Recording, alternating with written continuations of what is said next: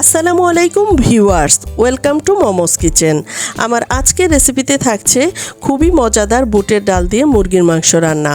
সিম্পলের মধ্যে গর্জিয়াস একটি খাবার হচ্ছে বুটের ডাল দিয়ে মুরগির মাংস রান্না, যেটা রুটি, পরোটা, সাদা ভাত, পোলাও সব কিছুর সাথে খেতে বেশ মজার হয়।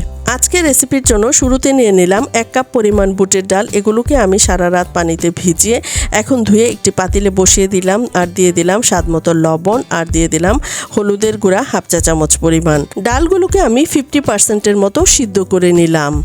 এখন আমি এখানে নিয়ে নিলাম 1 কেজি পরিমাণ মুরগির মাংস। এগুলোকে আমি একটু বড় সাইজের করে কেটে ধুয়ে পরিষ্কার করে নিয়েছি।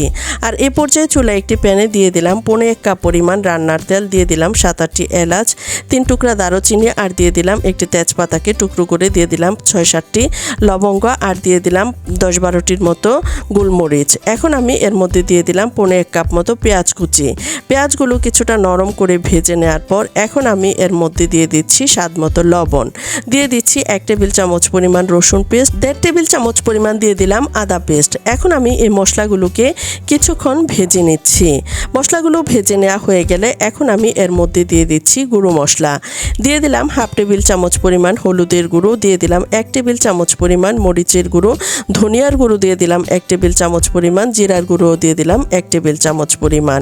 এখন দিয়ে দিচ্ছি গরম মশলার গুঁড়ো 1 চা চামচ পরিমাণ। এই মশলাগুলোকে আমি খুব ভালোভাবে কষিয়ে নিচ্ছি, তাই এখানে আমি কিছুটা পানি দিয়ে দিলাম। আর পানিটা দিয়ে আমি মশলাটাকে খুব ভালোভাবে কষিয়ে নিচ্ছি। আর খেয়াল রাখতে হবে মশলাটা যেন পুড়ে না যায়। মশলা থেকে যখন তেলটা ভেসে উঠেছে তখন আমি এর মধ্যে একটি বড় সাইজের টমেটোকে এর মধ্যে কুচি করে দিয়ে দিলাম। আর টমেটোটা দিয়ে এখন আমি আবারও ভালোভাবে কষিয়ে নিলাম। যে কোনো রান্নায় টমেটো ব্যবহার করলে কিন্তু খাবারটা খেতে আরো অনেক বেশি টেস্টি হয়। এখন আমি আগে থেকে রেডি করে রাখা মুরগির মাংসটা এর মধ্যে দিয়ে দিলাম। মাংসটাকে মশলার সাথে খুব ভালোভাবে মিশিয়ে নিচ্ছি। মেশানো হয়ে গেলে চুলার আঁচ মিডিয়াম করে মাংসটাকে আমি কষিয়ে নিচ্ছি। এখন আমি ঢাকনা দিয়ে ঢেকে মাংসটাকে কষিয়ে নিচ্ছি।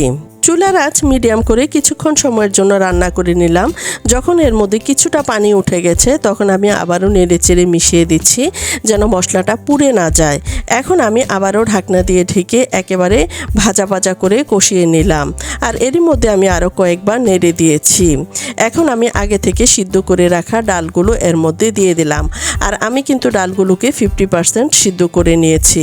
আর এখন আমি ডালগুলো মাংসের সাথে মিশিয়ে আবারও কিছুক্ষণ সময়ের জন্য কষিয়ে নিচ্ছি। ডাল আর মাংসটা কষিয়ে নেওয়া হয়ে গেছে। এখন আমি ঢাকনাটা তুলে আবারও নেড়েচেড়ে মিশিয়ে দিলাম।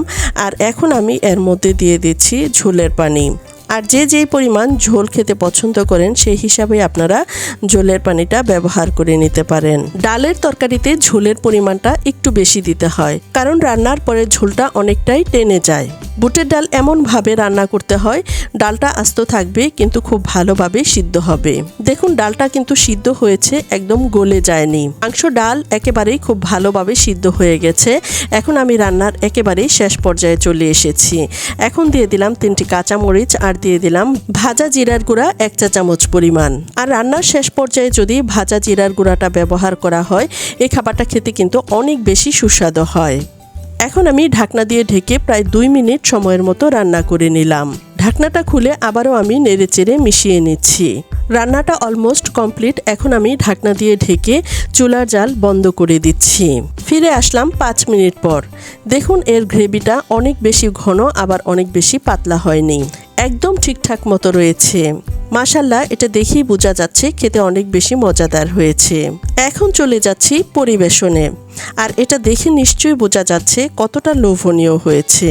আশা করছি আমার আজকের এই ভিডিওটি সবার কাছে অনেক বেশি ভালো লেগেছে, আর নতুন রাঁধুনিদের তো খুবই কাজে লাগবে। আর এরই মধ্যেই তৈরি হয়ে গেল আমার আজকের মজাদার বুটের ডাল দিয়ে মুরগির মাংস রান্না।